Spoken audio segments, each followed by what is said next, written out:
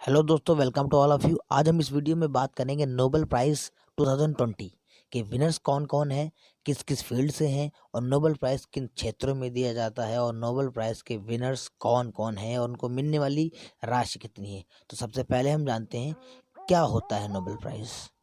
तो सबको पता है कि नोबेल प्राइज़ 1901 में शुरू हुई थी। इसकी शुरुआत हुई थी 1901 में, नोबेल फाउंडेशन ने की थी। अब नोबेल फाउंडेशन को ऐसा कौन सा शौक चढ़ा था कि ये सबको प्राइज़ बांटने लगेंगे, करोड़ों रुपए देने लगेंगे। एक्चुअली में हुआ ये था कि जो स्वीडिश के वैज्ञानिक थे अल्फ्रेड नोबेल, जब उनकी मृत्यु का अंतिम समय था तो उन्होंने अपना सारा पैसा जो था, उनके पास जितनी धनराशि थी, उन्होंने एक फाउंडेशन को दे दिया था, एक ट्रस्ट को दे दिया था और उसी ट्रस्ट का नाम बाद में बदलकर नोबेल फाउंडेशन रख दिया गया था। इन्होंने ये कहा भी था साथ में कि जो व्यक्ति मानव समाज के लिए, मानव कल्याण के हित में कार्य करेंगे, आप उनको इस पैसे का जो ब्याज बनेगा वो प्रतिवर्ष बांट देंगे। ठीक है, पूरा ब्याज जो भी बनेगा वो पूरा बांट देंगे। तो यहाँ से शुरुआत हुई थी। अब वैसे ही प्रतिवर्ष ये नोबेल फाउंडेशन हर वर्ष उन 6 क्षेत्रों में से लोगों को चुनता है और उन पैसों को बांट देता है। बात करेंगे आगे कि वो क्या राशि है, कितनी राशि मिलती है उनको। तो अगर हम बात करें स्वीडिश राशि में तो वो 10 मिलियन स्वीडिश क्रोन, या डॉलर में बात करें तो 11,26,000 अमेरिकी डॉलर होता है। और अपने भारतीय रुपए की बात करें तो इस वर्ष 2020 में 8 करोड़ 26 लाख भारतीय रुपया मिलता है। किसको? नोबेल प्राइज विनर को। ठीक है, आगे देखेंगे, हम बात करेंगे कि नोबेल प्राइज किन किन क्षेत्रों में दिया जाता है। ऐसा तो नहीं कि हर एक फील्ड में किसी ने भी अच्छा काम किया उसको मिल गया।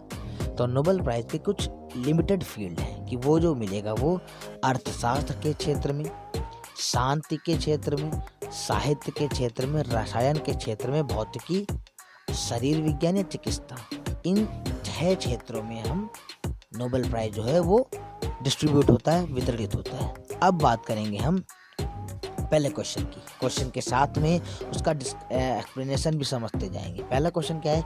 अर्थशास्त्र के क्षेत्र में नोबेल प्राइज 2020 किसे मिला? अर्थशास्त्र के क्षेत्र में नोबेल प्राइज किसको मिला था? तो अर्थशास्त्र के क्षेत्र में नोबेल प्राइज जो मिला था वो थे हमारे पॉल आर मिलग्रॉम और रॉबर्ट वी विल्सन।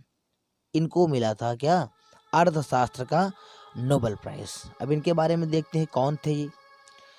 तो ये दोनों अमेरिकी थे। अर्थशास्त्र में नीलामी के सिद्धांत में सुधार और नए नीलामी प्रारूपों के आविष्कारों पे सुधार किया था उन्होंने।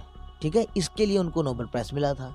अब होता क्या है ऐसे में? उन्होंने ऐसी वस्तुओं और सेवाओं के लिए नए नीलामी के प्रारूपों को तैयार किया था जिन्हें पारंपरिक तरीके से बेचना मुश्किल है। मतलब उनकी खोज तो दुनिया भर के विक्रेता और खरीदार करदाता को लाभ पहुंचाता है, लेकिन उन्होंने दिखाया कि बोली लगने वाले सामान्य मूल्य के नीचे बोलियां क्यों लगाते हैं। दोनों ही वैज्ञानिक अमेरिकी स्टैनफोर्ड यूनिवर्सिटी में कार्यरत हैं। ठीक है, मतलब ये बात नहीं समझे आप। आज समझना केवल इतना है कि जो नई नई खोजें होंगी उनको पारंपरिक तरीके से बेचना मुश्किल था, तो इन्होंने क्या किया था, एक नीलामी के सिद्धांत तय कर दिए थे। ऐसा नहीं कोई बढ़ चढ़ कर बोली लगा देगा।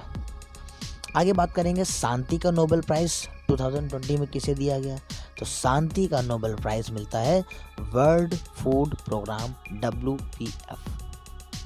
WPF ने ऐसा क्या किया कि इसको 2020 का शांति पुरस्कार मिल गया। देखते हैं क्या है ये वर्ल्ड फूड प्रोग्राम।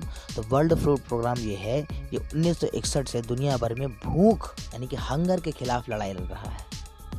दुनिया में ऐसे भी जितनी भी इमरजेंसी के केस आते हैं उसमें ये बढ़ चढ़ कर हिस्सा लेता है और लोगों के राहत पहुंचाता है। ओके, आपको पता होना चाहिए कि यह दुनिया के 88 देशों में काम कर रहा है। इस समय भी भारत में भी भारत के जरूरतमंद लोगों तक ये भोजन पहुंचाने का काम करता है। दरअसल फिजिक्स, केमिस्ट्री और लिटरेचर और इकोनॉमिक्स का नोबेल प्राइज जो है वो स्वीडन की राजधानी स्टॉकहोम में होता है। लेकिन नोबेल जो शांति का मिलता है वो नॉर्वे की कैपिटल ओस्लो में होता है। नॉर्वे में 50 लाख लोग होते हैं। नोबेल प्राइज कौन डिसाइड करता है? नोबेल प्राइज कोई ऐसा नहीं कि कोई किसी का रिलेटिव या कोई डिसाइड कर लेगा। वहाँ पर एक कमेटी बनती है और वही लोग वोटिंग करते हैं, अपने उसी के थ्रू बन जाता है। आगे बात करते हैं साहित्य के क्षेत्र में नोबेल प्राइज 2020 किसे मिला? तो साहित्य के क्षेत्र में जो नोबेल प्राइज़ मिलता है वो लुईस ग्लूक को मिलता है। ए नंबर हमारा राइट आंसर हो जाएगा। आगे बढ़ते हैं हम। क्यों चुना गया इनको? तो इनकी आवाज़ इतनी सुरीली थी, इनकी आवाज़ के लिए, और इनकी एज जो थी ना, वो एज इनकी 77 ईयर थी। कितनी? 77 ईयर ओल्ड। इनकी एज जो थी वो 77 ईयर। इस एज में भी इनकी आवाज़ में जो सुरीलापन था वो